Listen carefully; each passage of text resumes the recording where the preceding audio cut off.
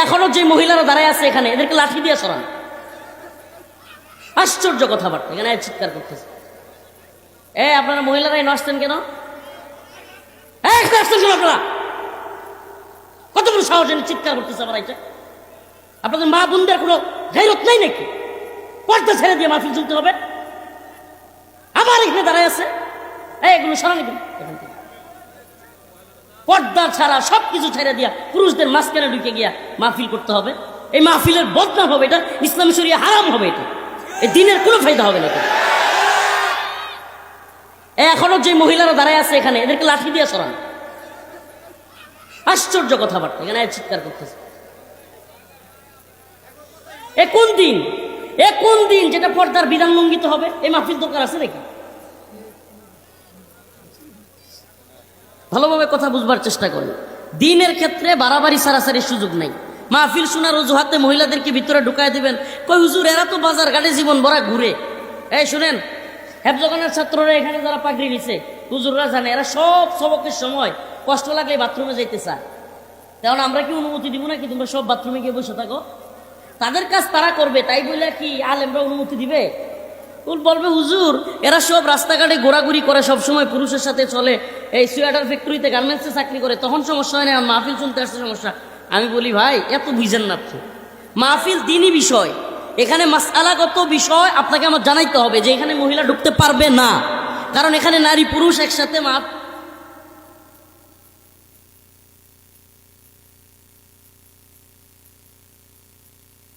করে দিচ্ছেন। এটা হালাল না, এটা বৈধ না। গার্মেন্টস সোয়েটারে চাকরি করা মেয়ে ছেলে একসাথে, এটা বৈধ না। অবশ্যই তাকে আলাদা চাকরি করতে হবে। আমি চাকরির বিরোধিতা করতেছি না, কিন্তু আপনাকে করতে হবে আলাদা। ভালোভাবে বুঝেন। আর না হলে পরকীয়াতে জড়াবে, সংসার ভাঙবে, হাঙ্গামা হবে, একটার পর একটা নারী কেলেঙ্কারি হবে, চলতেই থাকবে, সমাধান পাবেন না। আপনি সমাধান খুঁজে পাবেনই না। আমি কারাগারে ছিলাম, আমার এসে মাসআলা জিজ্ঞেস করতেছে, হুজুর এরা কি শুরু করছে? আমি কিন্তু বয়ান ছেড়ে দিব, আমার সময় একেবারে কম বাবা। আমি বলছি গদবাদা আলোচনার জন্য বসি নাই। রাষ্ট্রের এই পরিস্থিতিতে জনগণ হাউতাশ করতেছে, সব দিকে নিরাপত্তাহীনতা, এই সেই, এখানে ডাকাতি, ওখানে চুরি, এখানে দর্শিতা হচ্ছে। আরে যেখানে খুদ উমর রাদিয়াল্লাহু আনহু বলতেন যে আমার খলিফাতের সময়ে ফুরাত নদীর তীরে একটা কুত্তাও যদি না খায় মারা যায়, আমি উমর আল্লাহর কাছে কি? তাইলে কোরআনী সংবিধান বুঝে আসছে এটা। এই জনপদে সমস্ত লুণ্ঠন, মারামারি, হারাহানি, সব কিছুর একটাই কারণ, কোরআনী শাসন নাই। কি নাই? আবার এটাও বলে দেয়, কোরআনী শাসনটা কিন্তু আমার সিলমারও দেওয়া হবে না। কোরআনী শাসনটা দাওয়া, ইরদাদ, জিহাদ লাগবে। সুস্পষ্ট কথা, দাওয়া, ইরদাদ, জিহাদ। দাওয়া কি? এই যে আমি দাওয়া দিচ্ছি, ব্যাস সবাইকে বুঝাচ্ছি। ইরদাদ কি? প্রস্তুতি কেমন? যে প্রয়োজন হলে ভেঙে চুরে দিব। জিহাদ কি? ময়দানে নেমে যেতে হবে।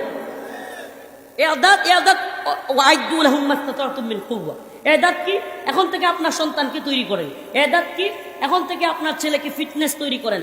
মুসলমানদের যুবকের বুড়ি হইতে পারবে না, এখন থেকে সে ফিটনেস, প্রয়োজনে বুক ডাউন দিবে, প্রয়োজনে সাঁতার কাটবে, সে নিজেকে তৈরি করবে যে হিন্দুত্ববাদী ভারত হামলা করলে এদেশের সেনাবাহিনী, বিজিবির সাথে আমিও কাঁধে কাঁধ মিলে যুদ্ধ করব।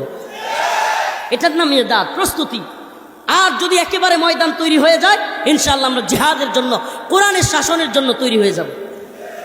আপনাদেরকে বলি, এই দেশে নাস্তিক মুরতাদ সাতেমের সংখ্যা খুব বেশি না, হাতে গোনা।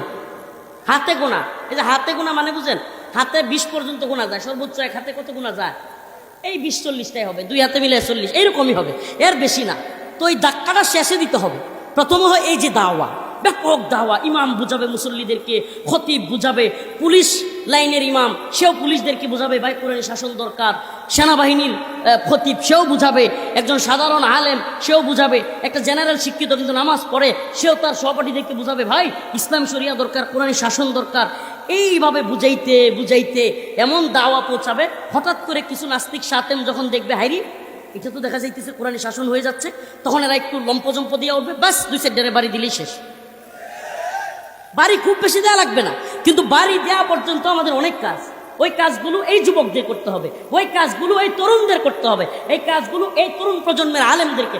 আমরা গদবাদা হাফেজ প্রতিদিন মাহফিলে 25টা 30টা 100 150 প্রতি বছর হাজার হাজার আলেম পয়দা করতেছি, হাফেজ তৈরি করতেছি, সমাজ তো পরিবর্তন হচ্ছে না। সমাজ তো পরিবর্তন হচ্ছে না। কাহিনী কি? কাহিনী হলো এটা যে যে হাফেজ তৈরি করে দিচ্ছি, ওই হাফেজ যেই মসজিদে ইমামতি করে ওই মসজিদ কমিটির সভাপতি সেক্রেটারি ঘুষখোর সুদখোর। তাইলে তার কথা তো ওই সুদখোর শুনে না, তার কথা তো ওই ঘুষখোর শুনে না, তাইলে তার মাধ্যমে ও পরিবর্তন হচ্ছে না, তাহলে সমাজ কিভাবে পরিবর্তন? সেক্টরে সেক্টরে রন্ধ্রে রন্ধ্রে যে ঝামেলা মিশে গেছে, এটাকে আগে দূর করতে হবে।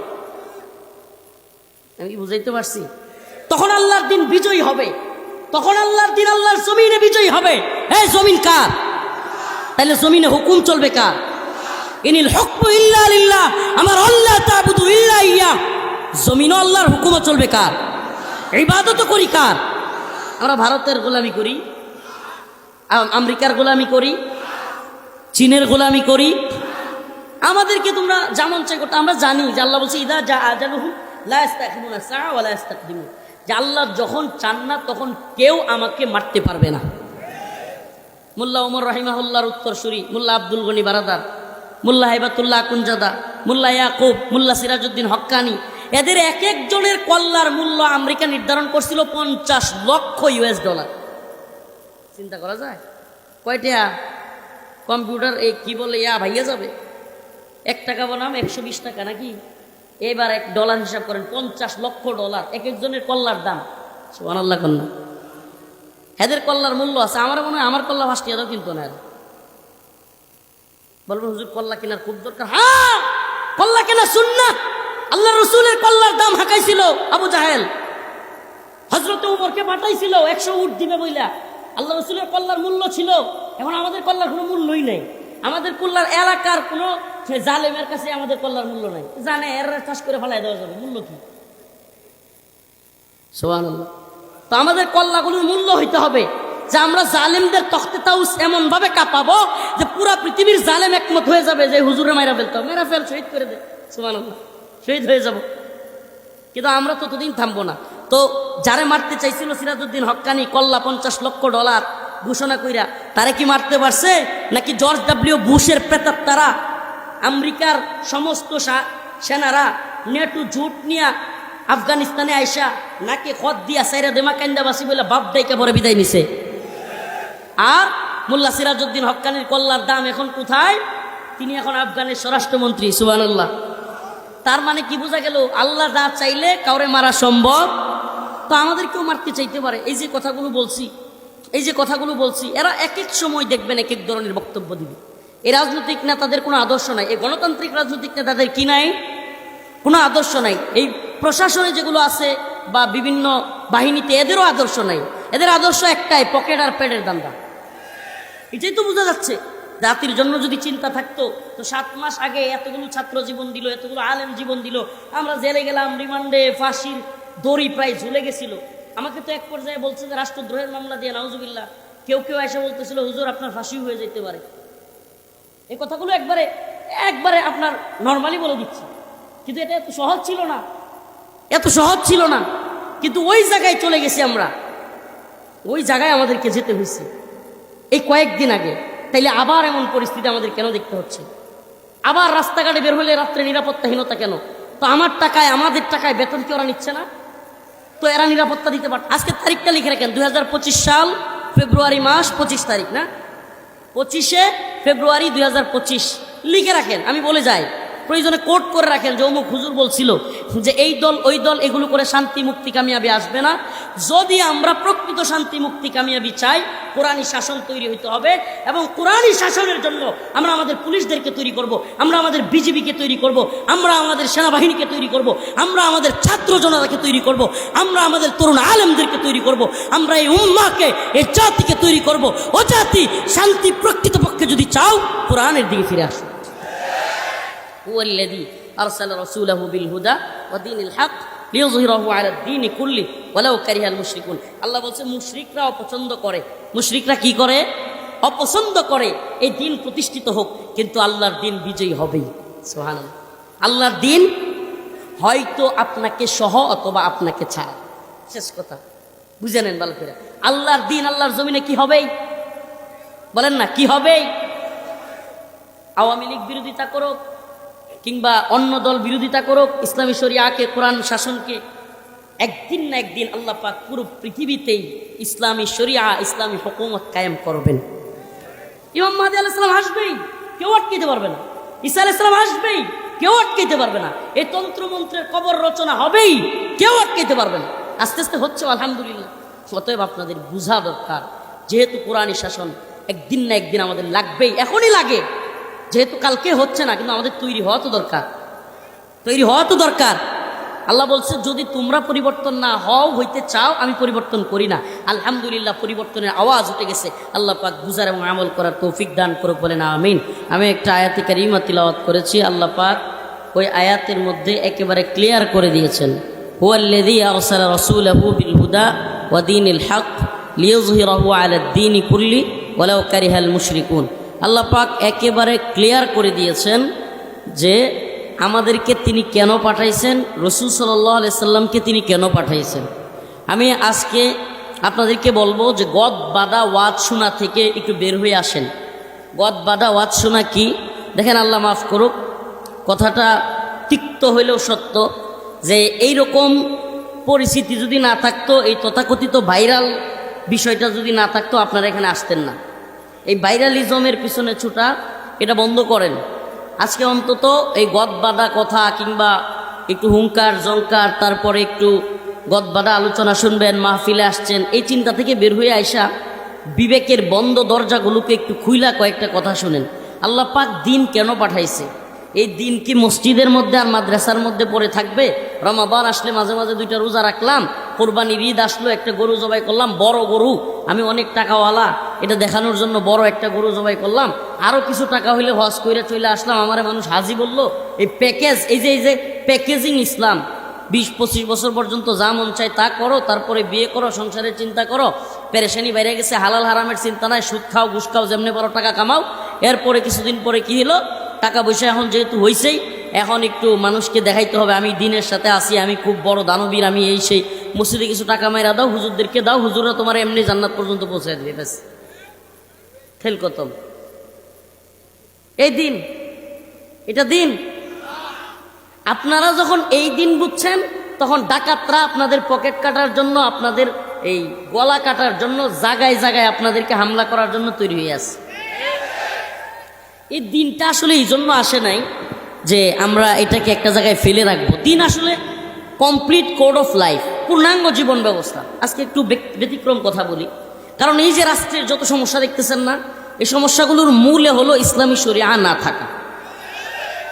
এই সমস্যাগুলোর মেইন প্রবলেম হলো রাষ্ট্রের কোরআন সুন্নাহ অনুযায়ী রাষ্ট্র কাঠামো তৈরি না হওয়া। আপনি যতই চেঞ্জ করেন, চিল্লায়া পাল্লায়া ফাটাই লাইছেন, হাসিনা পতন হোক, এই হোক সেই হোক, আপনি নতুন করে বসাইছেন, এখন কোন যে স্বরাষ্ট্র উপদেষ্টার পদত্যাগ হোক, এই হোক সেই হোক, আপনি চিল্লাইতেই থাকবেন, আপনার বাপ দাদাও চিল্লায়া মরছে, আপনিও চিল্লায়া মরবেন, শান্তি আর পাবেন না। শান্তি মুক্তি কামিয়াবির জন্য কোরআনের পথে ফিরে আসতে হবে। এটা গদবাদা কথা নয়, এটা আপনাকে বুঝতে হবে আগে যে আল্লাহ পাক ভালো জানে সমাজে, রাষ্ট্রে, পৃথিবীতে কিভাবে সৃষ্টি করছেন কে? বলেন না, সৃষ্টি করছেন কে? তাইলে স্রষ্টা যে, সেই তো জানে যে তার সৃষ্টি কিভাবে ভালো থাকবে। কথা কন, স্রষ্টা যে, সেই কি ভালো জানে তার সৃষ্টি কিভাবে ভালো থাকবে। তো আমরা তো ভালো নাই। আমরা তো 4 দিন আগে, 7 মাস আগে যেই কারণে আন্দোলন করছি সরকারের বিরুদ্ধে, একই কারণ তো এখন বিদ্যমান। 4 দিন আগে নূপুর শর্মা ইস্যুতে হাসিনা গভর্নমেন্ট ক্ষমতায় থাকতে, আপনারা মহিলারাই নসতেন কেন? আপনারা কত বড় সাহস এনে চিৎকার করতেছে আমার এটা? আপনাদের মা বোনদের কোনো গায়রত নাই নাকি? পর্দা ছেড়ে দিয়ে মাহফিল চলতে হবে? আমার এখানে দাঁড়ায় আছে, এগুলো সরানি কেন? পর্দা ছাড়া সবকিছু ছেড়ে দিয়া পুরুষদের মাঝখানে ঢুকে গিয়া মাহফিল করতে হবে। এই মাহফিলের বদনাম হবে, এটা ইসলামী শরিয়া হারাম হবে, এটা এই দিনের কোনো ফায়দা হবে না। এখনো যে মহিলারা দাঁড়ায় আছে এখানে, এদেরকে লাঠি দিয়ে সরান। আশ্চর্য কথাবার্তা, এখানে চিৎকার করতেছে। এ কোন দিন যেটা পর্দার বিধান লঙ্ঘিত হবে? এই মাহফিল দরকার আছে নাকি? ভালোভাবে কথা বুঝবার চেষ্টা করেন। দিনের ক্ষেত্রে বাড়াবাড়ি সারাসারি সুযোগ নাই। মাহফিল শোনার অজুহাতে মহিলাদেরকে ভিতরে ঢুকায় দিবেন, কই হুজুর এরা তো বাজার ঘাটে জীবন ভরা ঘুরে। এই শুনেন, হেফজখানার ছাত্ররা এখানে যারা পাগড়ি নিছে, হুজুররা জানে, এরা সব সবকের সময় কষ্ট লাগলে বাথরুমে যাইতে চায়। তেমন আমরা কি অনুমতি দিব নাকি তোমরা সব বাথরুমে গিয়ে বসে থাকো? তাদের কাজ তারা করবে, তাই বলে কি আলেমরা অনুমতি দিবে? বলবে হুজুর এরা সব রাস্তাঘাটে ঘোরাঘুরি করে, সব সময় পুরুষের সাথে চলে, এই সোয়েটার ফ্যাক্টরিতে গার্মেন্টসে চাকরি করে, তখন সমস্যা হয় না, মাহফিল শুনতে আসছে সমস্যা।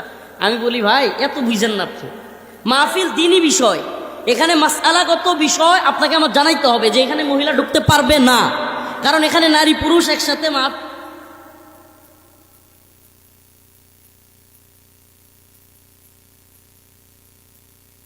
করে দিচ্ছেন, এটা হালাল না, এটা বৈধ না। গার্মেন্টস সোয়েটারে চাকরি করা মেয়ে ছেলে একসাথে, এটা বৈধ না। অবশ্যই তাকে আলাদা চাকরি করতে হবে। আমি চাকরির বিরোধিতা করতেছি না, কিন্তু আপনাকে করতে হবে আলাদা, ভালোভাবে বুঝেন। আর না হলে পরকীয়াতে জড়াবে, সংসার ভাঙবে, হাঙ্গামা হবে, একটার পর একটা নারী কেলেঙ্কারি হবে, চলতেই থাকবে, সমাধান পাবেন না আপনি সমাধান খুঁজে পাবেনই না। আমি কারাগারে ছিলাম, আমার এসে মাসআলা জিজ্ঞেস করতেছে, হুজুর এই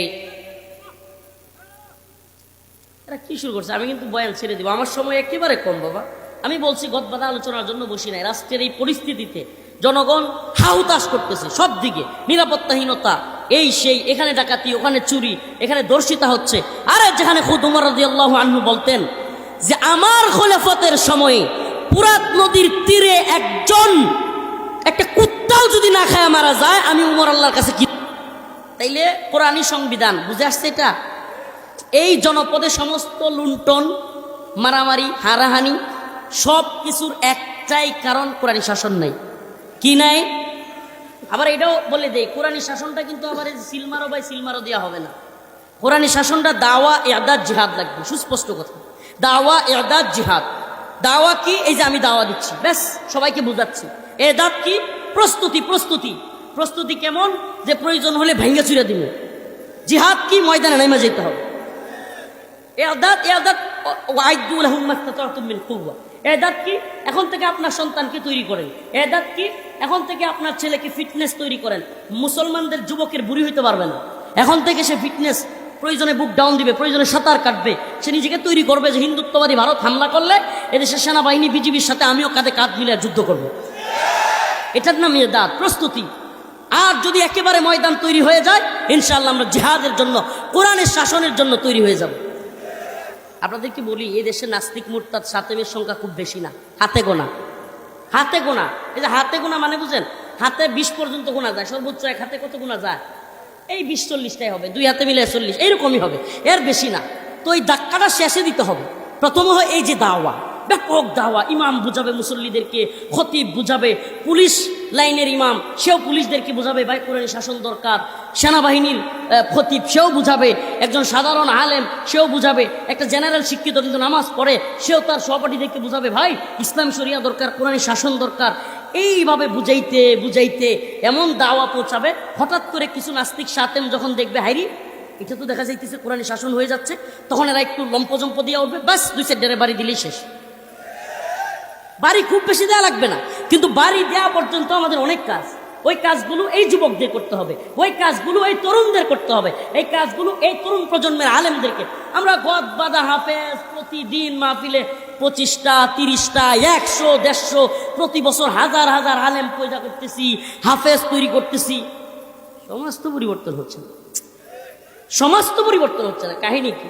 কাহিনী হলো এটা যে হাফেজ তৈরি করে দিচ্ছি, ওই হাফেজ যেই মসজিদে ইমামতি করে, ওই মসজিদ কমিটির সভাপতি সেক্রেটারি ঘুষখোর সুদখোর। তাইলে তার কথা তো ওই সুদখোর শুনে না, তার কথা তো ওই ঘুষখোর শুনে না, তাইলে তার মাধ্যমে ও পরিবর্তন হচ্ছে না, তাহলে সমাজ কিভাবে পরিবর্তন? সেক্টরে সেক্টরে রন্ধ্রে রন্ধ্রে যে ঝামেলা মিশে গেছে, এটাকে আগে দূর করতে হবে। আমি কি বুঝাইতে পারছি? তখন আল্লাহর দিন বিজয়ী হবে, তখন আল্লাহর দিন আল্লাহর জমিনে বিজয়ী হবে। এই জমিন কার? তাহলে জমিনে হুকুম চলবে কার? ইনিল হুকমু ইল্লা লিল্লাহ, আমার আল্লাহ তা'বুদু ইল্লা ইয়া। জমিনও আল্লাহর হুকুমও চলবে কার? ইবাদতও করি কার? আমরা ভারতের গোলামি করি, আমেরিকার গোলামি করি, চীনের গোলামি করি। আমাদেরকে তোমরা যেমন চাই করতে, আমরা জানি যে আল্লাহ বলছে ইদা যা আজালুহুম লা ইস্তাখিরুনা সাআ ওয়া লা ইস্তাকদিমুন, যে আল্লাহ যখন চান না তখন কেউ আমাকে মারতে পারবে না।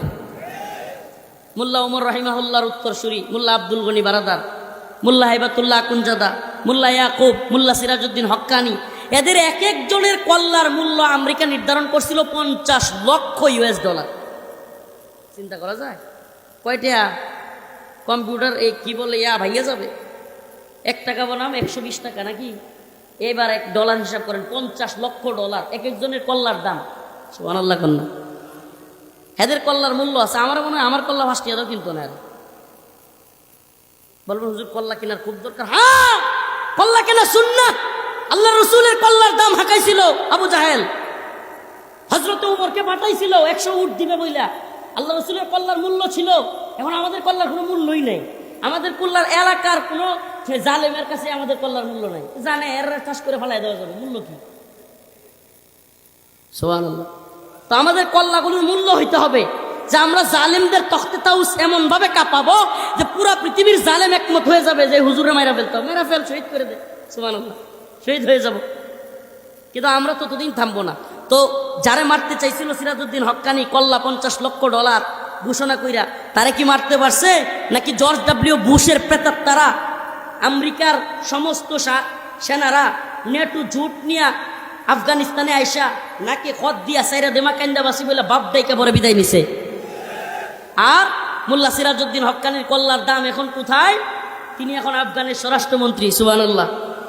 তার মানে কি বোঝা গেল? আল্লাহ যা চাইলে কাউরে মারা সম্ভব, তো আমাদেরকেও মারতে চাইতে পারে। এই যে কথাগুলো বলছি, এরা এক এক সময় দেখবেন এক এক ধরনের বক্তব্য দিবে। এই রাজনৈতিক নেতাদের কোনো আদর্শ নাই, এই গণতান্ত্রিক রাজনৈতিক নেতাদের কি নাই? কোনো আদর্শ নাই। এই প্রশাসনে যেগুলো আছে বা বিভিন্ন বাহিনীতে, এদেরও আদর্শ নাই। এদের আদর্শ একটাই, পকেট আর পেটের দান্দা। এটাই তো বোঝা যাচ্ছে। জাতির জন্য যদি চিন্তা থাকতো তো 7 মাস আগে এতগুলো ছাত্র জীবন দিল, এতগুলো আলেম জীবন দিল, আমরা জেলে গেলাম, রিমান্ডে, ফাঁসির দড়ি প্রায় ঝুলে গেছিল। আমাকে তো এক পর্যায়ে বলছে যে রাষ্ট্রদ্রোহের মামলা দিয়ে, নাউজুবিল্লাহ। কেউ এসে বলতেছিল হুজুর আপনার ফাঁসি হয়ে যেতে পারে। এই কথাগুলো একবারে আপনার নর্মালি বলে দিচ্ছি, কিন্তু এটা এত সহজ ছিল না। কিন্তু ওই জায়গায় চলে গেছি আমরা, ওই জায়গায় আমাদেরকে যেতে হয়েছে এই কয়েকদিন আগে। তাইলে আবার এমন পরিস্থিতি আমাদের কেন দেখতে হচ্ছে? আবার রাস্তাঘাটে বের হলে রাত্রে নিরাপত্তাহীনতা কেন? তো আমাদের টাকায় বেতন কি ওরা নিচ্ছে না? তো এরা নিরাপত্তা দিতে পারে। আজকে তারিখটা লিখে রাখেন, 2025 সাল ফেব্রুয়ারি মাস 25 তারিখ না, 25শে ফেব্রুয়ারি 2025 লিখে রাখেন। আমি বলে যাই, প্রয়োজনে কোট করে রাখেন যে অমুক হুজুর বলছিল যে এই দল ওই দল এগুলো করে শান্তি মুক্তি কামিয়াবি আসবে না। যদি আমরা প্রকৃত শান্তি মুক্তি কামিয়াবি চাই, কোরআনী শাসন তৈরি হইতে হবে, এবং কোরআনী শাসনের জন্য আমরা আমাদের পুলিশদেরকে তৈরি করব, আমরা আমাদের বিজিবিকে তৈরি করব, আমরা আমাদের সেনাবাহিনীকে তৈরি করব, আমরা আমাদের ছাত্র জনতাকে তৈরি করব, আমরা আমাদের তরুণ আলেমদেরকে তৈরি করব, আমরা এই উম্মাহকে, এই জাতিকে তৈরি করব। ও জাতি, শান্তি প্রকৃতপক্ষে যদি চাও, কোরআনের দিকে ফিরে আসো। ওয়াল্লাযী আরসালা রাসূলাহু বিল হুদা ওয়া দীনিল হক লিইয়ুযহিরাহু আলা দ্বীনি কুল্লি ওয়ালাউ কারিহাল মুশরিকুন। আল্লাহ বলছে মুশরিকরা অপছন্দ করে। মুশরিকরা কি করে? অপছন্দ করে এই দিন প্রতিষ্ঠিত হোক, কিন্তু আল্লাহর দিন বিজয়ী হবেই। সুবহানাল্লাহ। আল্লাহর দিন হয়তো আপনাকে সহ অথবা আপনাকে ছাড়া, শেষ কথা বুঝে নেন ভালো করে। আল্লাহর দিন আল্লাহর জমিনে কি হবেই? বলেন না, কি হবেই? আওয়ামী লীগ বিরোধিতা করো কিংবা অন্য দল বিরোধিতা করুক, ইসলামী শরিয়াকে, কোরআন শাসনকে, একদিন না একদিন আল্লাহ পাক পুরো পৃথিবীতেই ইসলামী শরিয়া, ইসলামী হুকুমত কায়েম করবেন। ইমাম মাহদী আলাইহিস সালাম আসবেই, কেউ আটকাইতে পারবে না। ঈসা আলাইহিস সালাম আসবেই, কেউ আটকাইতে পারবে না। এই তন্ত্রমন্ত্রের কবর রচনা হবেই, কেউ আটকাইতে পারবে না। আস্তে আস্তে হচ্ছে আলহামদুলিল্লাহ। অতএব আপনাদের বুঝা দরকার, যেহেতু কোরআনী শাসন একদিন না একদিন আমাদের লাগবেই, এখনই লাগে, যেহেতু কালকে হচ্ছে না, কিন্তু আমাদের তৈরি হওয়া তো দরকার। আল্লাহ বলছে যদি তোমরা পরিবর্তন না হইতে চাও, আমি পরিবর্তন করি না। আলহামদুলিল্লাহ, পরিবর্তনের আওয়াজ উঠে গেছে। আল্লাহ পাক বুঝার এবং আমল করার তৌফিক দান করুক, বলেন আমিন। ওয়া আখিরু দাওয়ানা আলহামদুলিল্লাহি রাব্বিল আলামিন। আসসালামু